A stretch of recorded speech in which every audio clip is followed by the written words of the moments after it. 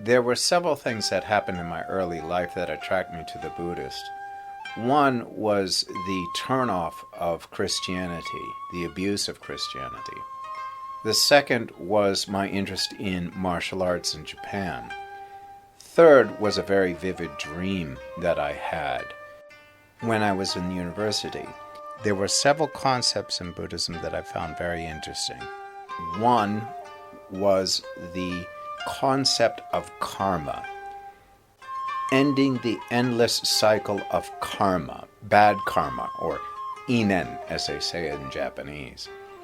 The second concept was improving yourself, your mind, your body, your spirit. In Japanese, they have an expression called minitsukeru, which really means to incorporate into your being.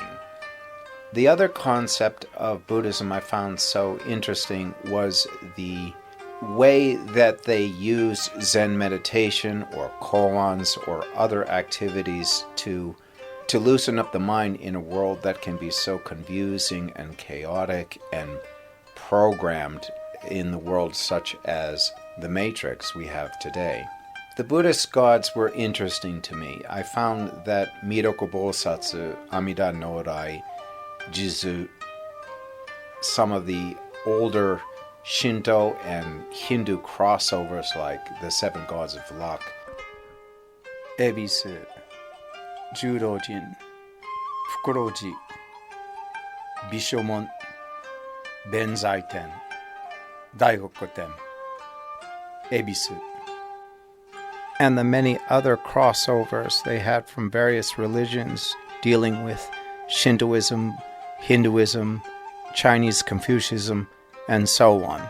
They all used to have a great impact on the daily lives of people from those worlds, but have now lost their meaning, mostly because the matrix has shifted towards the dark side, and people today are dealing with other issues.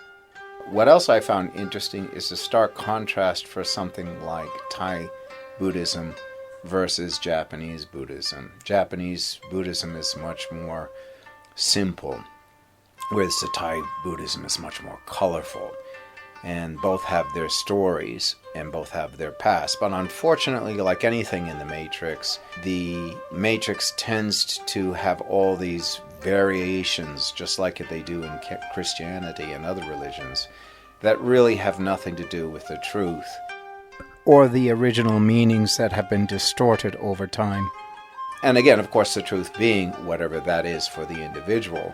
But much of the stuff that I looked into was when I was traveling across Japan and Thailand and some of the other Buddhist countries, is that over time the meaning of their religion had been distorted by the Matrix to a point where they really didn't have much meaning anymore.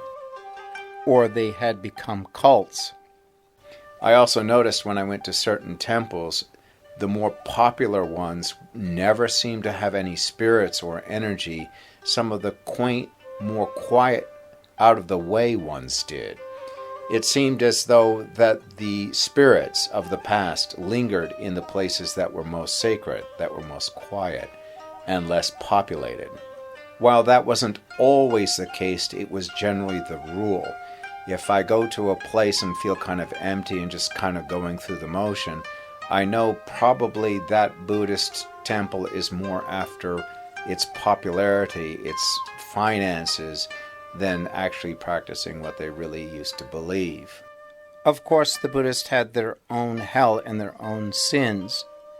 The buttons you see on a bell or the prayer beads a Buddhist monk will hold represent one sin for each button or bead. There are a total of 108, representing the worldly temptations. A stark contrast to the 7 deadly sins that I grew up with Christianity in my childhood.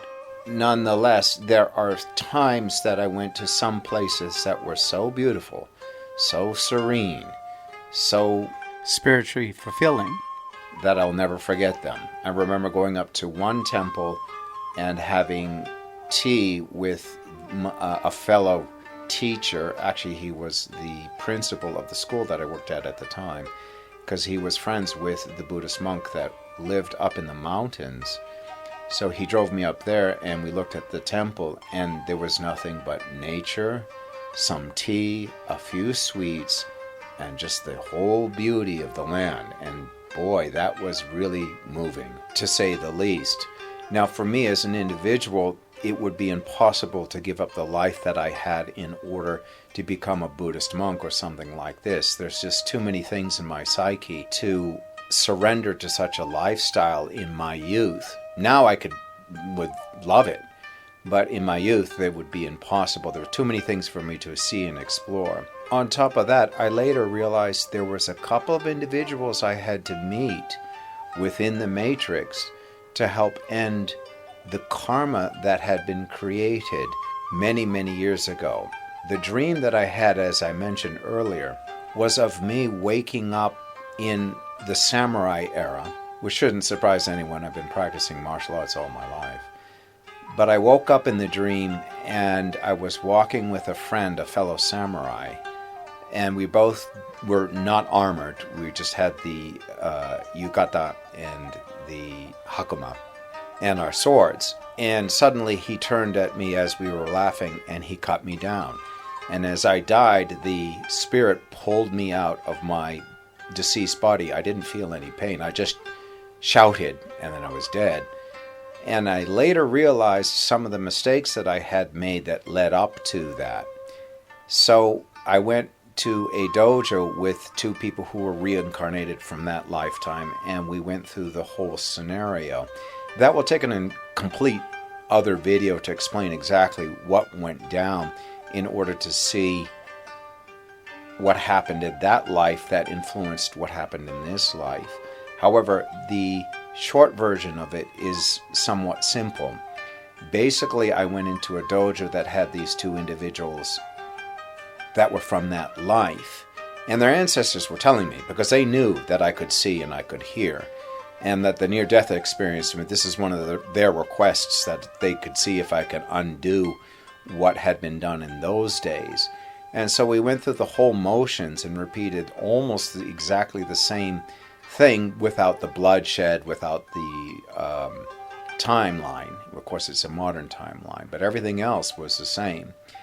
And after a period of time, the ancestors showed up again and said, "There's no more you can do. You are free from this karma." And I left.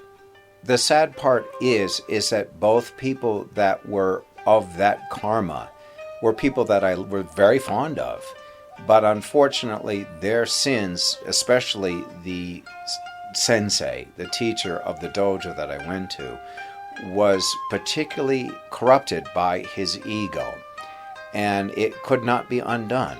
And unfortunately, he will fall forever, according to their ancestors. The other individual probably will stay within the matrix, repeating the same karma until he gets it, until he's ready to move on and leave the endless cycle of bad karma, which the last time I talked to him, he was having the same kind of troubles I did many years ago.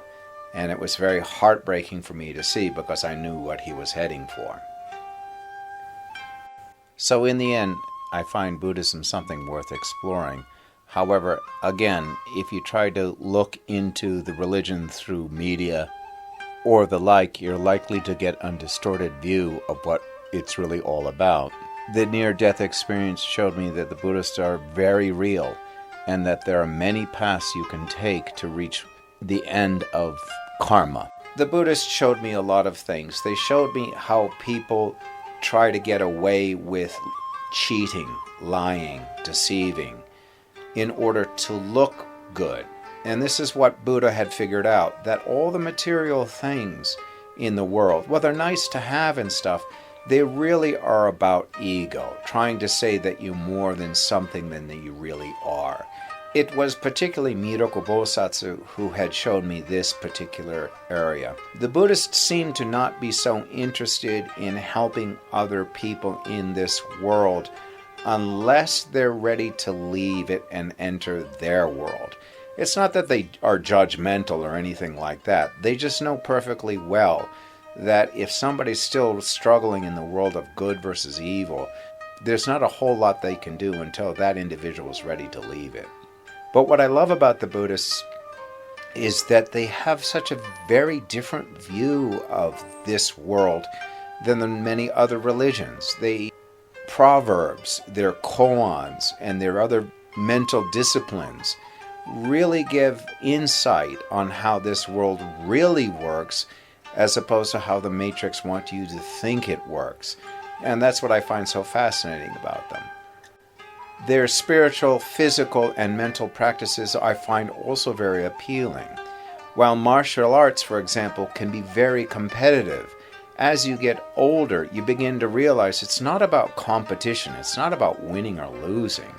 It's just about meditating in the moment, practicing the martial art, well, of course, for self-defense in case you get into trouble, but actually for something more like it's meditation in motion, and as well as disciplining your physical body, at the same time mentally disciplining yourself.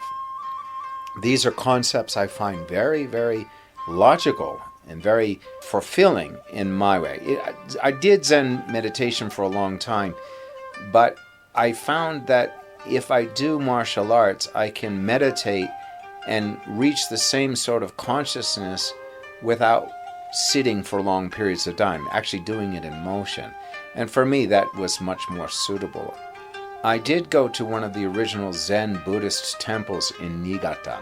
Oddly, it was originally women only, very much like the Yuta-san in Okinawa, but later became men only when it became a Zen temple. The reason for this is probably because it was the end of the women's era and the beginning of the male ego's era that made the change. But specifically, I have not confirmed that. I probably should go back and find out the reasons why. But the Buddhists are not so interested in the male versus the female ego. They're very aware of both, and they can deal with both quite eloquently, though they are sometimes depicted as being somewhat androgynous. They do have their female goddesses. Benzaiten, or Benten as she's sometimes called, is actually originally a female goddess from the Hindu lore, Sahavatsi, I believe. And this is, again, the connection that Buddhists do so well. They can connect to the Hindus, they can connect to the Shinto, they can connect to pretty much any other religion. Because, again, what are they about? They're about peace, and their path to peace, and weaning themselves off of the chaos within the Matrix, which is, of course, specifically designed to be the way that it is, until you get tired of it and ready to move on. Unfortunately, we live in an age where we're being exposed to the people who just refuse to move on from the Matrix because they've become addicted to it. They get their privileged lives, their material things, and they seldom spiritually grow in any way and form. Eventually, some do figure out to let go of ego and begin to move on to something higher or something better. And Buddhism is only one of the many millions of paths that you can take, though I do find this one very, very comfortable to my own psyche. Of course, just like in Christianity, there are some things that I agree with that to me are spot on, and others not so much. And again, the more I look into it and the more I ask the ancestors and the like, the more I begin to realize is that, again, it was all because it was distorted. All because they took the meaning farther than it really was meant to be. The whole point of the path of the Buddhists was over control over your sins, control over your mind, control over your body, and not let the evil in the world destroy you. And I found their way to be very, very useful in many ways, whether you're still stuck in the Matrix or you actually are able to remove yourself from the Matrix. When you remove yourself from the Matrix, I met this one woman from Thailand who was Buddhist, and she wasn't pretentious about her religion.